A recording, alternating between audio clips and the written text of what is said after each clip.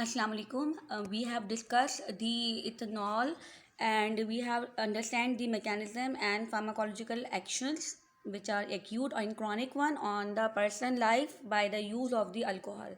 Then what are the treatment strategy to reduce the amount of the alcohol and to inhibit the certain types of actions produced by the alcohol, as it is very severe for the health. It is carcinogenic, it is damaging to the liver, it is damaging to the brain.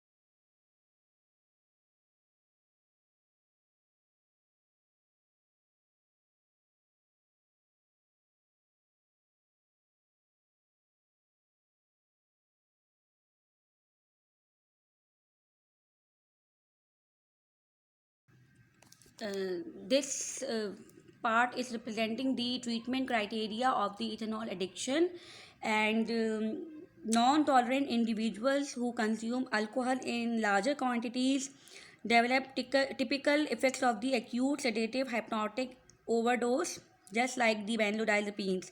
And these are the vasodilation and tachycardia and GI irritation, etc. And the treatment criteria is different from the chronic alcoholics. So first we have to see that the treatment of either acute symptoms are there or the treatment of the chronic alcoholism is there.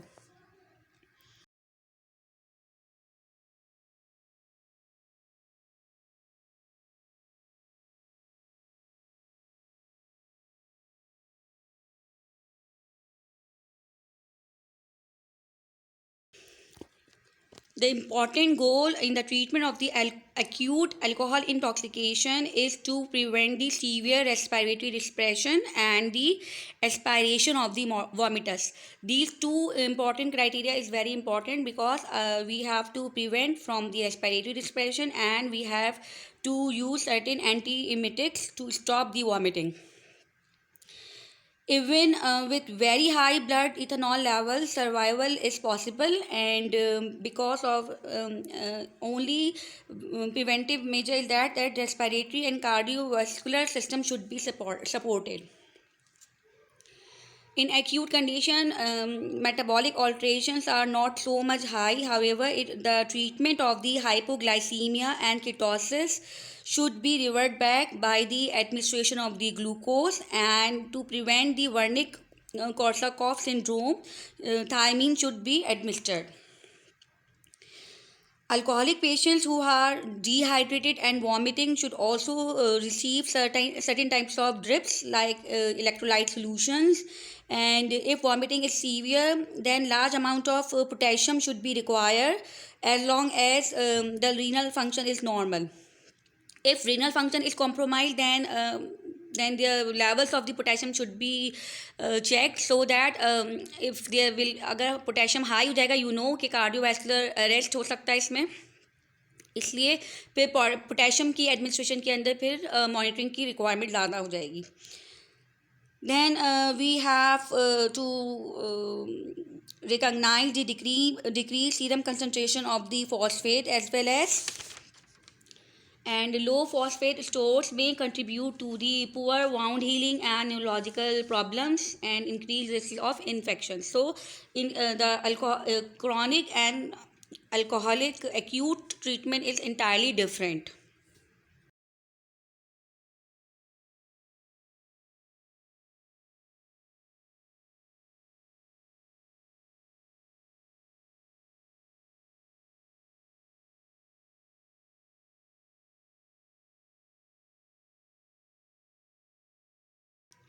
In chronic user, we have to cope up with the alcohol withdrawal syndromes, and this basically happen because of the abrupt alcohol withdrawals.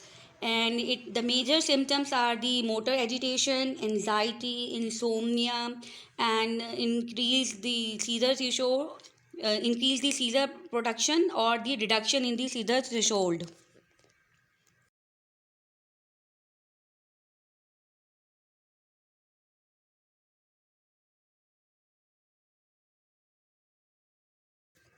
Usually, these symptoms are appear within the 6 to 8 hours after the stoppage of the alcohol, and usually if these effects are persistent up to 1 to 2 days. However, if the person is very chronic, and then more severe type of withdrawal reactions may occur, like visual hallucinations, total disorientation, and marked abnormalities of the vital signs. So alcohol withdrawal is the most common cause of the seizures in the adults.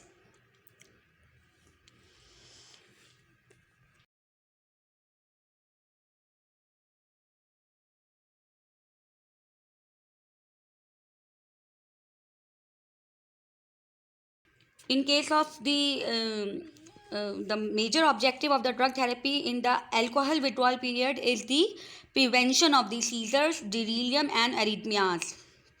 and the potassium and magnesium and phosphate should be balanced so that it should restore its renal function, and thiamine therapy is mandatory.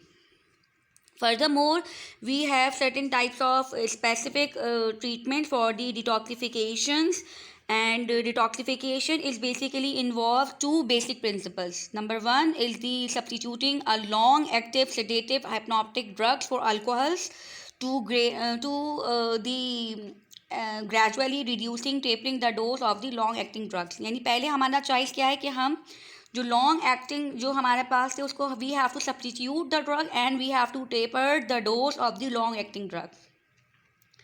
Because of the wide margin of safety, benzodiazepines are preferred for the treatment of the alcohol withdrawal symptoms as compared to barbiturates. क्योंकि barbiturates के इस्तेमाल से फिर again tolerance develop हो जाएगी, फिर उसको भी विड्रॉ करना मुश्किल हो जाएगी. Previously phenobarbital was use, now benzodiazepines are basically used, especially long acting benzodiazepine like chlordiazepine and clorazepam and diazepam have the advantages of this.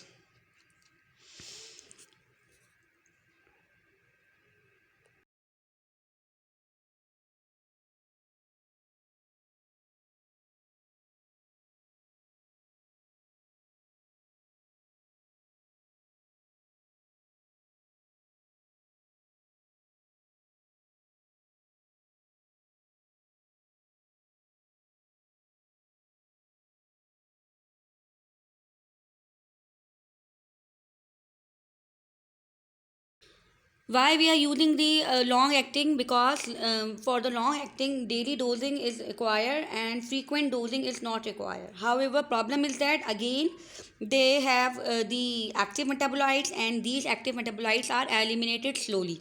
So again the long acting drugs provide a built up in a tapering effect.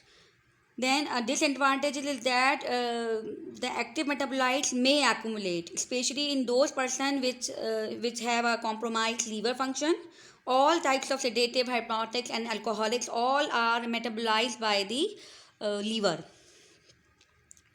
Short acting drugs like lorazepam and oxazepam basically converted to inactive water soluble metabolites, and they will be not accumulated. For that reason, in some instances short acting drugs are prefer with liver disease. It means कि अगर liver disease होगी तो we have to prefer short acting drugs like lorazepam and the oxazepam. Benzodiazepines easily administered orally, and in some cases, in severe cases, parenterally benzodiazepine can also be administered.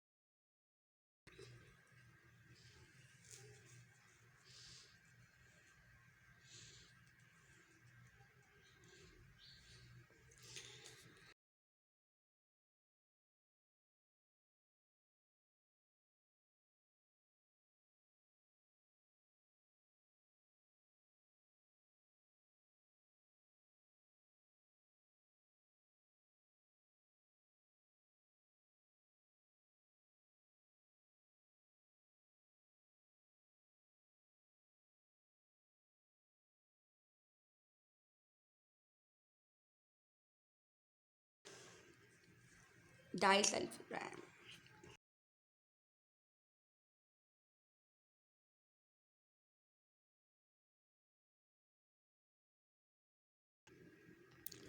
So we can say that majorly we have three types of alcohols, and in this lecture we are mainly focusing on the ethanol. The same treatment criteria is can be applied for the methanol and ethylene glycol as well. Then we have the drug to treat the alcohol withdrawal are basically the thiamines and the sedative and hypnotics including diazepam. Then to deter the alcohol dependence, we have majorly three types of drugs.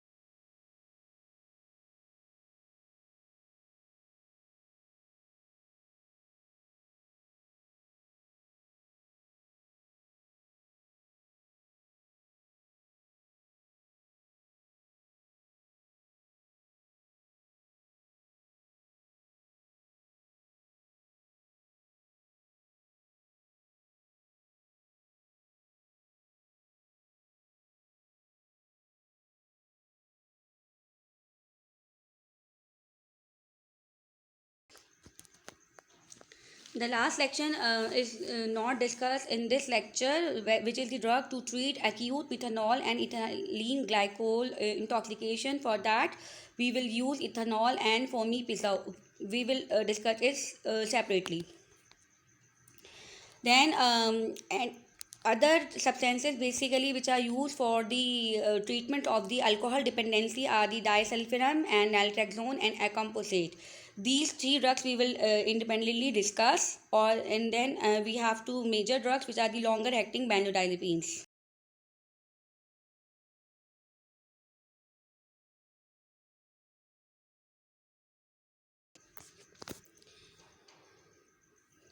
Disulfiram is basically an antioxidant, and it causes the extreme discomfort in the patient with the person who are basically drinkers of the alcohol beverages, and they are responsible for the production of the flushing, throbbing, headache, and nausea, vomiting, sweating, hypotension, and they basically decreases the desire of a person to take the alcohol.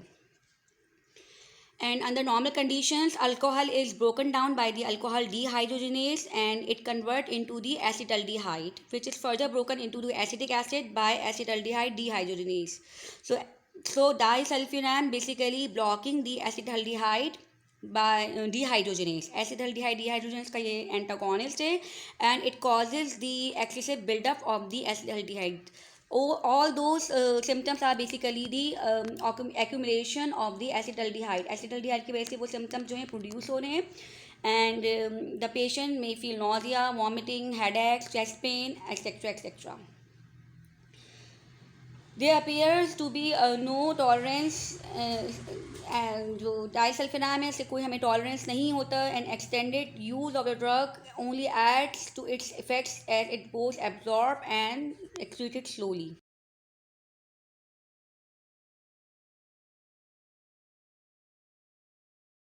It is basically used as an adjunct in the treatment of the alcoholism, and compliance with the disulfiram therapy is basically low. However, it is mostly prescribed to initiate, and the patient has free of alcohol for at least 24 hours. The precaution is that the patient should be free from the alcohol for at least 24 hours.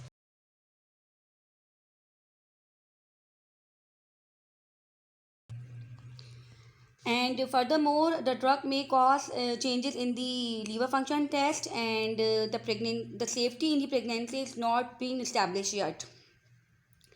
The usual dose is 250 mg daily taken at the bedtime, and it mainly excreted from the body slowly. So, disulfiram can be effective 5 to 7 days from the last dose. Therefore, patient using the disulfiram to treat alcoholism must continuously taking the drug, and this may also affect the dopamine breakdown, and therefore it can also be used for the treatment of the cocaine addiction.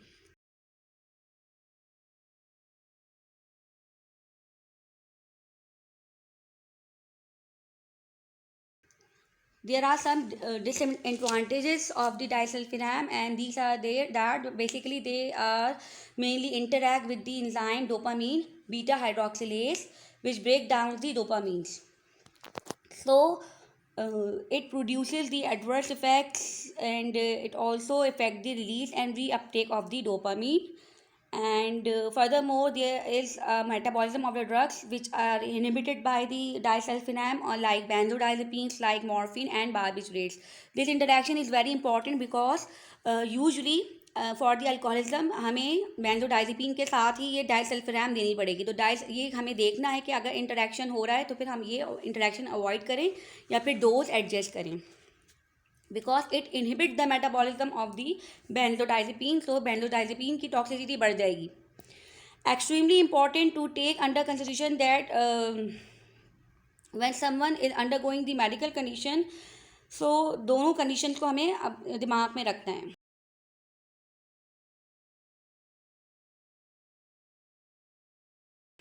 Then we have the naltrexone, which is opioid receptor antagonist, and it basically blocks the effects of exogenous and presumably endogenous opioids as well. Mechanism is not completely understood. However, it is also approved for the use for the treatment of the alcoholism. It undergoes the metabolism, and after metabolism, the active metabolite is produced, which is the 6 beta naltrexone, and it is a competitive antagonist at the opioid receptors.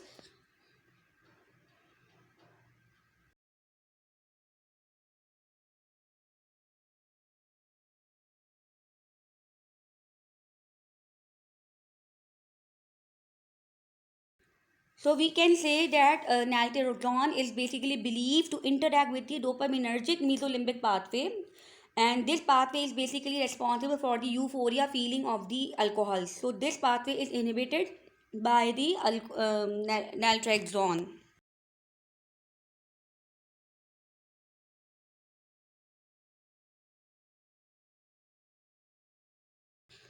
So naltrexone is basically reducing the psychological and the craving needs of the alcohol. The dose is 50 mg tablet, and it also producing some nausea, and it can orally as well as can it also gives IV or IM, and it can be effective up to the 30 days.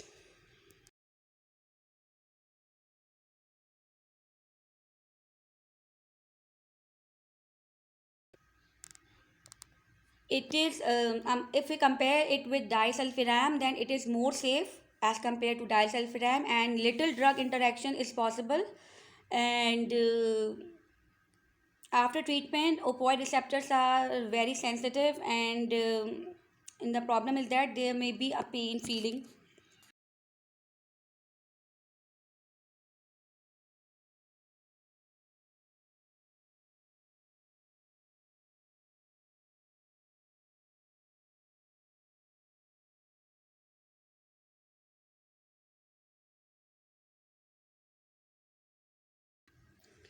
Another drug is the acamprosate, and basically acamprosate inhibits the activity of the receptors known as the N-methyl D-aspartate receptors and or NMDAR receptors, and these inhibition of the receptors lead to the overly active and causes the symptoms of the delirium. So basically they inhibit the symptoms of the delirium.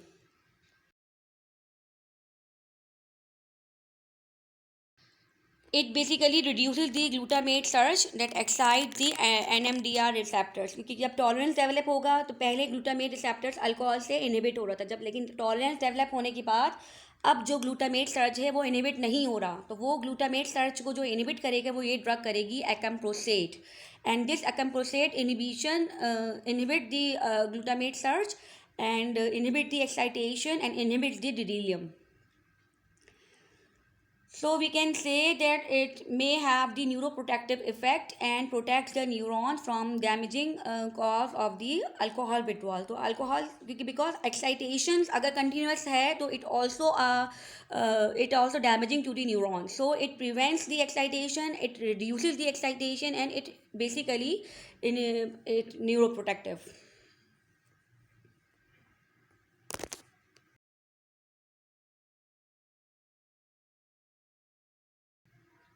We have discuss that कि हमें बेंजोडाइजेपीन्स भी use करनी होंगी, और इसमें हम नाम discuss कर चुके हैं. देन वी हैव इमिटिन और ondansetron type drugs which suppresses the vomiting, because vomitings इसमें बहुत सीवियर होगी. Treatments of the Wernicke-Korsakoff syndrome is the thiamine 500 mg IV TDS for 2 to 3 days and 250 mg daily for next 3 to 5 days, because vitamin and thymine के stores बिल्कुल depleted हो जाएंगे. Multi vitamin भी देने हैं, रिप्लेस करना है loss of the magnesium, replace करना है fluid and electrolyte balance. So and furthermore we have to prophylactic treated the Wernicke-Korsakoff syndromes, and thiamine should be given prophylactically as well to 200 to 200 mg IM daily for 3 4 5 days for those chronic users. अगर chronic users हैं तो फिर उनको prophylactically थायमिन्स दे ही देनी है. अगर वो continuous addiction पे हैं अल्कोहल के तो फिर उनके डेली इंटेक्स में थायमिन होनी चाहिए.